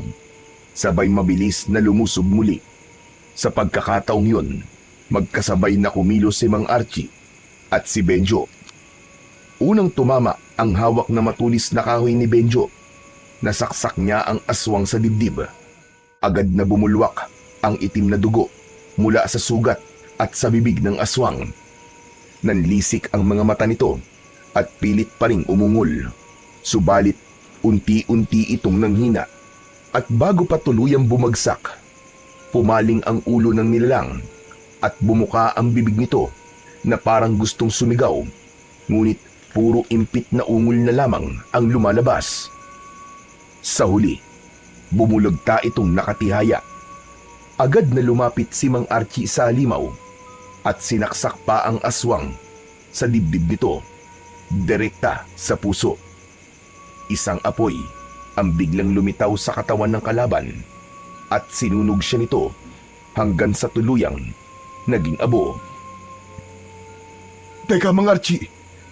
Paano mo yung ginawa? Paano mo nasunog ang aswang? Dahil yun sa medalyon ko. Ito ang tinatawag na medalyon ng San Miguel Arcangel. Ang galing! Pero hindi ba mas magaling ako? Kasi napatay ko ang aswang na yan, maski wala akong ganyan. Sabi ko naman sa'yo eh, kaya kong lumaban. Makakatulong ako. Huwag kang masyadong magmalaki. Hindi pa tapos ang laban. Kung ako sa'yo, umuwi ka na. At huwag ka nang makisali pa. Ngunit muling tumanggi si Benjo. Dahil doon ay biglang hinawakan ni Mang Archie ang bewang ng binata at binitbit ito na parang hayop lang. Walang kahirap-hirap sa kanya ang pagbubuhat sa binata.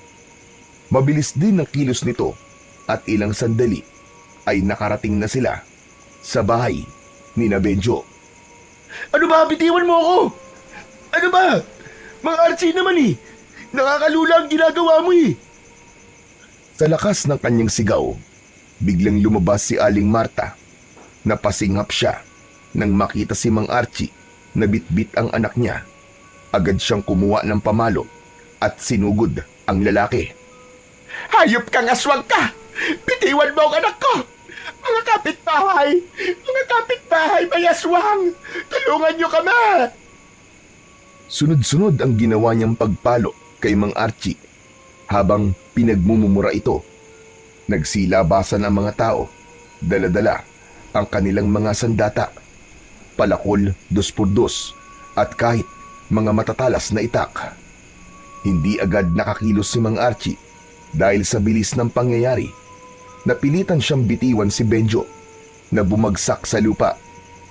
Nang makita ng mga tao, sabay nilang pinagtulungang paluin si Mang Archie. May isa pang biglang sumaksak sa kanyang likod. Pero laking gulat ng lahat nang hindi man lang ito tinablan. Tama na! Ano ba? Tigilan nyo na yan! Tama na! Mali kayo ng hinala! Hindi siya ang kalaban natin! Hindi siya ang aswang! Ano ka mo? Ano bang pinagsasasabi mo, Benjo? Na itotoong sinasabi ko. Si Mang Archie, isa siyang antingero, isang manunugis. Isa siyang tunay na manunugis ng mga aswang, Nay. Kakampi natin siya, hindi kaaway. Nanlaki ang mga mata ni Aling Marta sa sinabi ng kanyang anak. Hindi siya makapaniwala sa mga narinig. Samantalang ang mga tao ay nagkatinginan, naguguluhan kung paniniwalaan ba nila ang binata o ipagpapatuloy ang kanilang galit. Pero baka naman ikaw ang nagkakamali, anak. Nakita ko bitbit ka niya at walang kahirap-hirap. Tapos, hindi, Nay. Mali kayo. Maling-mali. Maniwala kayo sa akin, Nay. Ako ang nakakita. Totoong may aswang. Pero hindi si Mang Archie. Tila naman napahiya ang mga taong nanakit. Unti-unti silang lumayo. Siya namang pagdating ni Kapitan Iking, pawis na pawis at halata ang nerbiyos sa mukha. May aswang sa bukid, mga kasama! May aswang sa bukid! 3 sila nakita ko! Ho? Narinig mo ko, Benjo? May 3 aswang sa bukid, mga kababaryo! Kailangan kong tulong nyo! Hulihin natin ang mga aswang na yun para matapos na ang problema natin dito sa baryo! Napalingon siya kay Mang Archie at agad na lumapit. Archie, tulungan mo kami. Alam kong kaya-kaya mo silang harapin. Nakikiusap ako sa iyo. Tumayo ang lalaki at bahagyang tumango. Kahit masakit ang katawan sa tinamong pambubugbog ng mga tao, ay hindi nito tinanggihan ang panawagan sa kanya ng kaibigang kapitan. Kumilos ang mga tao. Sumama sila sa pagtugis sa mga aswang. At pagdating nila sa bukid, nasindak sila sa kanilang nakita. May 3 aswang na kasalukuyang nilalapa ang isang patay na kalabaw. Ngunit nang mapansin nila ang presensya ng mga tao, hindi pa man nakakalapit ang grupo, ay bigla silang nag-anyong itim na aso at mabilis na tumakbo at nagtago. Sundan natin! Huwag hayaang makalayo ang mga hayop na yan! Dapat na silang mamatay! Agad na sumugod si Kapitan Iking at Mang Archie sa direksyong tinahak ng mga nilalang. Tumakbo sila hanggang sa masukal na bahagi ng kabukiran. Ngunit wala na. Hindi na nila naabutan ang mga halimaw. Mariing napasuntok pa sa lupa si Archie. Gigil na gigil ito at napamura ng malakas. Mga bisit na yan! Magagaling talagang magtago! May araw din kayo. Matatapos din ang kasamaan yung mga hayop kayo. Tahimik lang ang mga tao. Ang ilan ay natigilan. Ang iba naman ay napayuko. Saksi sila sa lahat ng nangyari, kung paanong ang estrangherong kanilang kinatatakutan ang nanguna mismo sa pagtugis sa mga halimaw. Kung paanong ipinakita niya na wala siyang ibang hangad kundi protektahan ang baryo laban sa mga aswang. Habang naglalakad sila pabalik ng baryo, makikita ang hiya sa muka ng bawat isa. Ang kanina lang na nag-aakusa sa kanya, hindi na makatingin ng diretso sa lalaki. Ramdam nila ang bigat ng kanilang konsensya. Napagtanto nila na nagkamali sila ng paratang at panghuhusga. Sa kanilang pagbalik sa baryo, dumiretso sila sa barangay hall at doon nagsalita na si Kapitan Iking.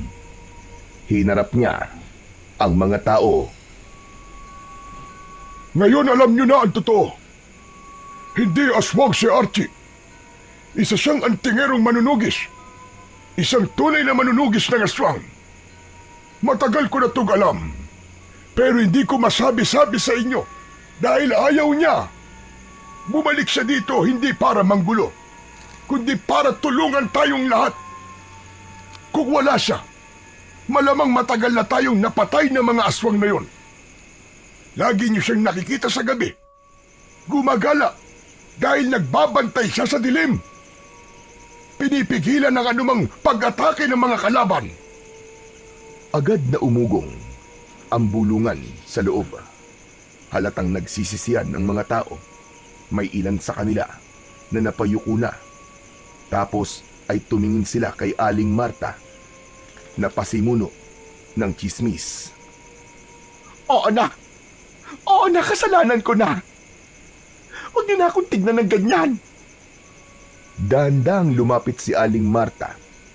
Nanginginig ang kamay. Naluluwa din ang kanyang mga mata. Archie, patawarin mo ako. Ako ang nanguna sa paninira sa iyo. Tinawag kitang aswang. Pinaratangan ng masama. Tapos sinaktan pa kita. Hindi ko alam. Patawarin mo ko. Nagkamali ako, Archie. Naiintindihan ko. Alam kong takot kayo. Kaya nyo nagawa mga bagay na yun. Pero huwag kayong mag-alala. Wala akong galit sa inyo. Ang mahalaga ngayon, kailangan natin kumilos bago pa sila muling umatake. Napayuko si Aling Marta. Tuluyan ng umagos ang kanyang luha. Ano ang plano natin ngayon, Archie? Kailangan natin silang mabitag, Kapitan. At para magawa ko yun, kailangan silang palabasin sa kanilang mga lungga. Kailangan natin ng pain. At kapag kumagat sila, dun natin sila uhulihin. Ako na lang! Ako na lang ang magiging pain! Nagulat ang lahat. Lumingon sila kay Benjo, lalo na si Aling Marta, na halos matulala sa narinig. Ano ka ba, anak? Huwag mong idadamay ang sarili mo sa gulo na to. Wala kang laban sa mga halimaw na yan. Nay, kaya ko to. Hindi ako basta nagpapadala sa takot. Alam mo ba nakapatay ako ng aswang kanina, Nay? Kasama ko si Mang Archie. Napatay ko yung aswang gamit ang matulis na kahoy. Kaya kong tumulong. Alam ko yun. Ano ka mo? Totoo ba yan, Benjo? Nakapatay ka ng aswang? Oo, Nay. Hindi ko rin nga po inakalang magagawa ko yun pero nagawa ko. Kaya nating lumaban, mga kasama, maniwala kayo. Kaya gawin na natin to. Habang may panahon pa. Magtulungan tayong patayin ng mga aswang na yon. Hindi, anak. Hindi ko kayang isugal ang buhay mo. Ikaw na lang ang meron ako. Ikaw lang ang anak ko. Huwag, anak. Huwag. Huwag ka mag-alala, Marta. Hindi ko siya pababayaan. Kung siya man ang gagamitin natin pain, sisiguraduhin ko na ligtas siya. Pero paano kung di mo siya mailigtas, Archie? Paano kung mangyari sa kanya kinatatakutan ko? Huminga ng malalim si Benjo at hinarap ang kanyang ina. Nahihayaan mo na ako, kaya ko to. Hindi na ako bata. Hindi na ako minor de edad. Para hindi makapagdesisyon para sa sarili ko. Ito ang gusto kong gawin, Nay. Hindi lang para sa akin, kundi para sa baryo natin. Kung hindi tayo kikilos ngayon, mas marami pang peperwisyoin ng mga aswang na yun. Hindi tayo matatahimik. Umiyak si Aling Marta at napaupo habang hawak ang dibdib. Anak! Anak, wag naman! Lumapit si Benjo at niyakap ang kanyang ina. Nay, magtiwala kayo sa akin, gagawin ko to. Hindi lang dahil anak mo ko, kundi dahil parte ako ng baryong to. Sa huli, wala nang nasabi si Aling Marta. Ang mga tao'y nanahimik. Ramdam ang bigat ng desisyon ni Benjo. Isa itong sakripisyo na hindi basta-basta. Ngunit sa kanyang tapang, unti-unti nilang nakita ang pag-asa na maaaring matapos na ang pananalasa ng mga aswang. Lumipas ang ilang araw, ang baryo ay bumuo ng konkretong plano kung paano nila mahuhuli ang mga aswang. Gaya na napagkasunduan, si Benjo ang magsisilbing pain. Bagamat mabigat para sa kanyang ina ito, yun lang ang nakikita nilang paraan para mapilitang lumabas ang mga halimaw mula sa kanilang pinagtataguan. Dumating ang pinakahinihintay nilang gabi. Si Kapitan Iking ay may dalang itak. Ang mga kasama nilang mga kababaryo ay may dalang mga sibat, buntot pagi, itak at iba pang mga sandata. Ang ilan ay may dalang krus, asin, bawang na nakasabit sa leeg. Hawak naman ni Archie ang kanyang sagradong punyal at nakasabit pa rin sa kanyang leeg ang kanyang medalyon. Tumungo na sila sa gubat. Si Benjo ang pumuesto sa gitna ng mga nagtataasang puno at ang iba nagtago sa likod ng matataas na damo. Kinakabahan si Benjo. Ramdam niya ang mabilis na tibok ng kanyang puso, pero pinipilit niyang maging matatag. Sa isip niya, hindi na siya pwedeng umatras. Inihanda na lamang niya ang kanyang sarili. Tahimik ang paligid nung una, ngunit makalipas ang ilang minuto, nagsimula ng mag-iba ang simoy ng hangin. May kakaibang amoy, mapanghi, mabaho, at parabang amoy ng nabubulok na karne. Sunod nilang narinig ang mga kakaibang kaluskos sa paligid, mga yabag na papalapit at mga ungol na parabang galing sa ilalim ng lupa. Napalunok si Benjo. Pinagpapawisan na siya ng malapot. Maya-maya pa ay nagsimula ng umalingaw-ngaw ang alulong ng mga aswang. Malakas at talagang nakapangingilabot. Ilang sandali mula sa kung saan ay biglang lumabas ang tatlong aswang. Dahan-dahan silang lumapit kay Benjo, ngunit bago pa man sila tuluyang makalapit, agad nang pumagitna si Mang Archie. Hawak nito ang punyal at mabilis na itinapat ito sa medalyon at umusal ng orasyon. Agad itong lumiwanag at ang sinag ng medalyon ay tumama sa talim ng punyal.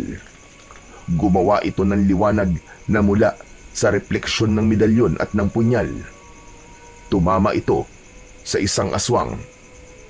Nagsisisigaw ang halimaw. Hawak ang sarili nitong dibdib. Ilang sandali lang yun.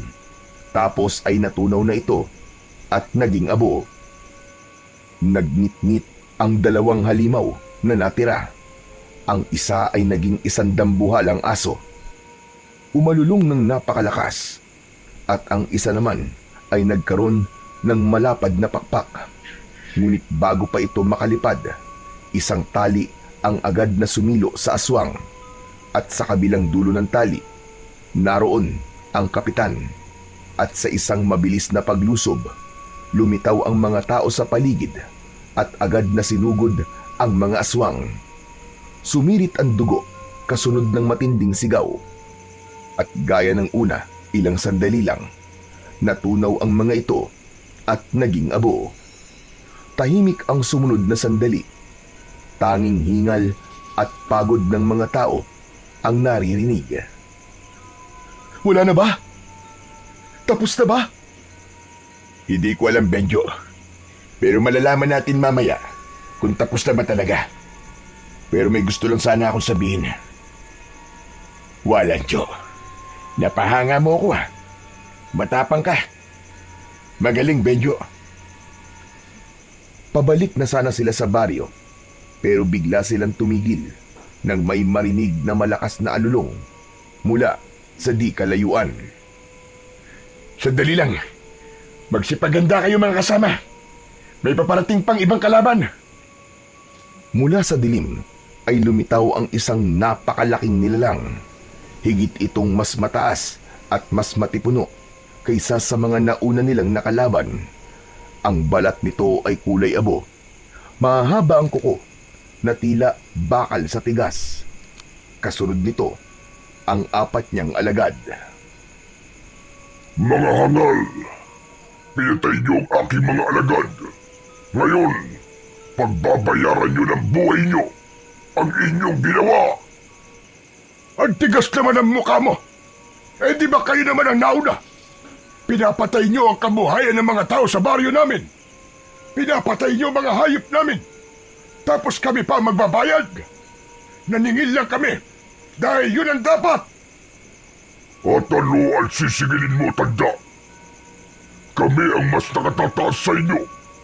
Wala kayong karapatan na adlangan ang lahi namin. At kayo, pagkain lang namin kayo. Ama ng kayabangan mong hayop ka. Matagal na kitang hinahanap. At ngayon nagpakita ka na. Sisiguraduhin ko na ito na ang magiging katapusan mo. Katapusan ko. Hangal, hindi porket may medalyon ka, ay magyayabang ka na sa harapan ko. Hindi mo alam ang tunay kong lakas at kapangyarihan. Tumigil ka! Hindi kami natakot sa inyo! Lahat ng ginawa niyo sa baryo namin, pagbabayaran niyo! Pinatay niyo ang baboy namin! Kailangan niyo magbayad! Matapang ka bata ka. Pwes, kung kamatayan ang hiling nyo, ibibigay ko sa inyo ang inyong kahilingan. Napaatras ng konti ang mga tao dahil sa banta ng pinuno ng mga aswang. Ngunit pumagitna na sa kanila ang kanilang kapitan. Mga kababaryo, huwag kayong matakot. Huwag kayong panghinaan ng loob. Tandaan nyo, nasa panig natin ang kabutihan. At ang kabutihan kailanman hindi nagagapi ng anumang uri ng kasamaan. Hangal, ang dami mo sinasabi. Muling umalingaw-ngaw ang malakas na alulong ng pinuno ng mga aswang at kasabay noon ay sumugod ang kanyang mga alagad. Agad na kumilos ang mga tao, bawat isa'y hawak ang sandata nila. Sabay-sabay na sumigaw para palakasin ang loob ng bawat isa. Sumugod ang isang asong aswang kay Benjo. Mabilis na pinulot ni Benjo ang kanyang sibat at sinalubong ang halimaw. Mabilis na naisaksak niya ito sa tagiliran ng aswang. Si Kapitan Iking naman ay nakorner ang isang aswang at gigil na pinagtatataga ito hanggang sa mamatay. At ang may pakpak na aswang naman ay lumipad sa itaas at sinugod si Mang Archie. Ngunit bago pa siya nito masaktan, biglang umilaw ang medalyon at nabulag nito ang mata ng kalaban. Dahilan para ito ay magpaikot-ikot sa itaas hanggang sa tuluyang bumagsak. Nangisay bago tuluyang natunaw. Nang makita ng pinuno ang pagkatalo ng kanyang mga alagad, umalulong ito ng napakalakas.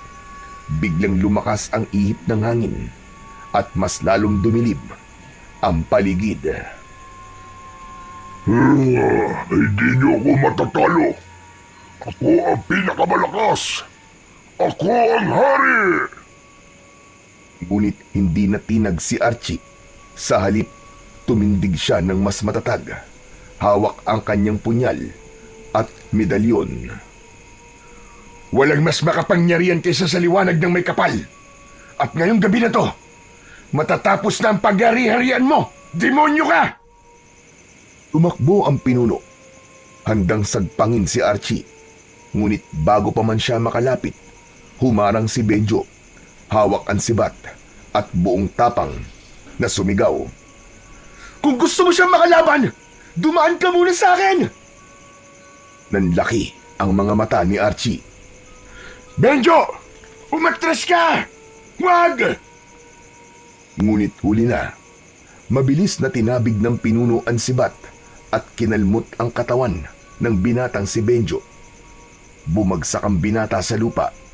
Duguan. Dahil dito, nag-alab ang galit ng mga tao. Sabay-sabay silang sumugod sa pinuno ng mga aswang. Sinubukan ng halimaw na gamitin ang kanyang lakas at kapangyarihan. Ngunit nilamon siya ng dami at tapang ng mga tao. Unti-unti siyang nanghina hanggang sa mapaluhod. Duguan ng aswang dahil sa dami ng sugat niya sa kanyang buong katawan. Lumapit si Archie at walang pag-aatubili na sinaksak sa dibdib ang aswang. Direkta sa puso nito ay sa kanya inilapit ang medalyon. Sigaw ng sigaw ang pinuno ng mga aswang. Ngunit pagkaraan ng ilang sandali, hindi na niya nakayanan. Namatay ito at natunaw. Kumalat ang alikabok nito sa lupa. Napuno ng katahimikan ang paligid. Hingal na hingal ang lahat, pawisan at may ilan din na sugatan. Ang iba ay tumakbo palapit kay Benjo na nakahandusay at nangihina na ito. Kapit lang, Benjo! Kapit lang! Kaya mo yan! Huwag ka matutulog! Lumaban ka, iyo! Mga kasama, pasensya na. Naging pabigat ako. Huwag mo sabihin yan, iyo. Ikaw ang dahilan kung bakit nagkaroon ng lakas ng loob ang marami para lumaban. Kaya napatay ang pinuno ng mga aswang. Pero masakit po ang kirot, saka mainit ang mga sugat. Kakayanin ko po ba talaga to? Kaya mo, Benjo. Kaya mo yan. Malakas ka. Huwag kang bibitiw. Lumuhod si Mang Archie. Inilapit ang kanyang medalyon sa sugat ni Benjo. Kumislap ito at dahan-dahang lumabas ang itim na dugo mula sa sugat. Wala nang kamandag ng aswang. Ayos ka na. Magpalakas ka na lang at magpagaling ng iyong sugat. Salamat po, Mang Archie. Tumayo si Mang Archie at tinignan ang mga tao. Wala na sila. Wala na ang mga aswang. Tapos na ang bangungot. Malaya na kayo. Malaya na muli ang baryo nyo. Nagunahan ang mga tao sa pagpalakpak. Ang iba'y napaluwa habang niyayakap ang kanilang mga mahal sa buhay. Tagumpay tayo, mga kasama. Hindi nila kayang talunin ang pagkakaisa natin. Ligtas na muli ang ating baryo. Sabay-sabay namang umalingaw-ngaw ang sigaw ng mga tao. Puno ng tuwa at pag-asa. Ilang sandali pa ang lumipas. Tinulungan na nila ang mga sugatan at umuwi na sila sa baryo. Tahimik ang lahat sa kanilang paglalakad. Pagdating nila sa baryo, kagad na sinalubong sila ng kanilang mga kababaryo na naiwan at ang kanilang mga mahal sa buhay. Nagyakapan ang mga magkakapamilya at halos lahat ay lumapit kay Archie at nagpasalamat. Ngunit sa kabila ng kasiyahan, biglang nagsalita ang lalaki. Bukas, pagsikat ng araw, aalis na ako. Tapos na ang laban ko dito. Nagulat ang lahat sa kanyang sinabi. Mabilis ang naging tugon ng ilan. Pero bakit naman? Kailangan ba talaga? Agad-agad ay umalis ka.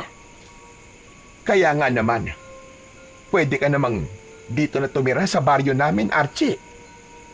Tama si Nanay, Mang Archie. Dito ka na lang tumira. Sandaling natahimik si Mang Archie. Pinagmasdan niya ang muka ng bawat isa. Napangiti siya at sa unang pagkakataon ay ramdam niya ang tunay na pagtanggap mula sa mga tao. Hindi na sila nagdududa. Hindi na siya pinag-iisipan ng masama. Hindi na panganib ang tingin sa kanya. Sa halip, ang mga mata nila ay puno ng pasasalamat at pagtitiwala. Salamat. Salamat sa inyong lahat, mga kasama. Pero hindi pa dito nagtatapos ang laban ko. Hanggat may aswang na gumagala, hanggat may mga taong nalalagay sa panganib, kailangan ko magpatuloy. Hindi ako maaaring manatili sa iisang lugar lamang. Tahimik ang lahat. Mabigat ang kanilang dibdib sa naging desisyon ng lalaki. Pero tinanggap nila yon. Masumanga sila sa angking dedikasyon nito sa kanyang mga gawain. Ang dating estranghero na kanilang kinatatakutan at gustong itaboy. Ngayon sa mga mata nila, isa na itong bayani at tunay na tagapagtanggol. Lumapit si Archie at niyakap ng maigpit si Kapitan Iking. Kapitan Iking, maraming salamat po sa lahat. Sana, ipagpatuloy mo ang maganda mong pamumuno sa baryo na to. Gabayan mo silang lahat.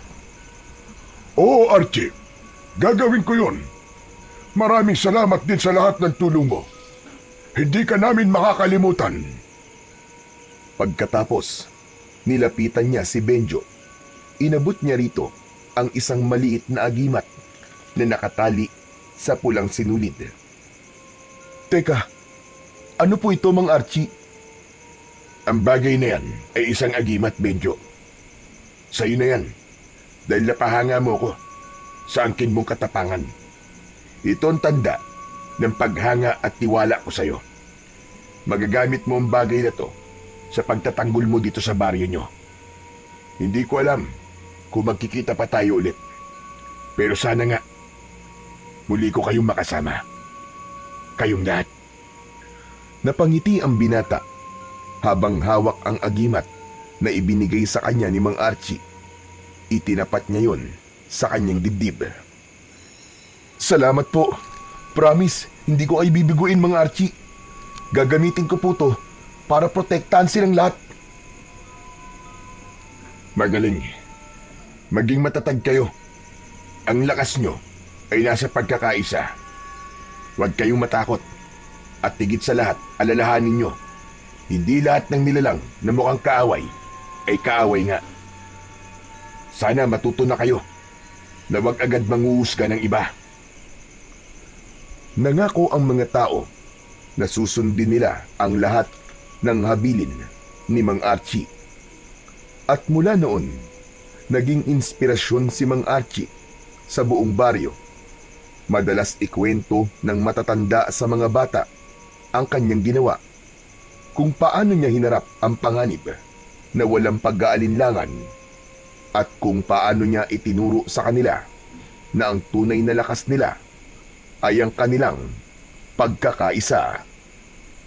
Nagkaroon ng pagbabago sa kanilang pamumuhay. Ang mga kabataan ay natutong magtulungan at ang mga matatanda naman naging mas bukas sa pakikinig at pag-unawa. Hindi na sila mabilis na mangusga ng kapwa. Bagkus ay natuto silang tumingin ng mas malalim sa likod ng bawat anyo at pagkatao ng mga taong nakikilala nila. Sa paglipas ng mga araw at taon, may mga umaasa pa rin na muling babalik si Mang Archie. Ang lalaking naging alamat, isang gabay na patuloy na nagbibigay ng lakas at pag-asa sa bawat puso ng mga taga-baryo na kahit wala siya sa kanilang piling, ang kanyang alaala ay mananatiling buhay kailanman.